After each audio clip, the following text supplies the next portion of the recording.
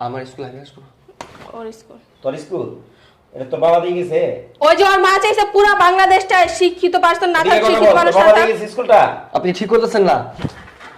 Digital Bangladesh কি দে? Digital হয়ে গেছে গা। তোর বাবার কই? হ্যাঁ বাংলাদেশে কোনো শিক্ষা হ্যাঁ তোরে আমি না করছি যে তুই স্কুলে আসবি না। তুই তুই নিজের লেখাপড়া জানাস না, অন্যজনকে কি শিখাবি? ও নিজে তো এই জানে না ও কি আ কি তুই জানাস? তুই তো নিজেই জানিস না, আরেকজনকে কি শিখাবি? আপনি জানেন। এই বল কথা বলিস? সামান্য একটা হ্যাঁ? শরাবকে আপনি জানেন? এই কুঠার বলে চাকরি পাইছো না? আর চাকরিটা দিছে হ্যাঁ কেডা ভাই কি এই জিজ্ঞেস করেন? বেয়াদব, সরকার দিছে। সরকার দিছে। তোর মাই দিছে। আচ্ছা ভাই আপনি কি কখনো দেখছেন সরকারি স্কুলে বাচ্চাদের এডমিট ফি 2000 টাকা কখনো? আরে আদার্স খরচ আছে না, আদার্স ওগুলো কি নিয়ে খরচ? 2000। পরীক্ষা এখন কি 2000 লাঠি নিব? টাকা। ভাই এগুলো ভুল করছেন কি আপনি? একটু লাঠি নিব? প্রাইভেট স্কুলে আপনি তো কখনো দেখছেন বাচ্চাদের বেতন দিতে?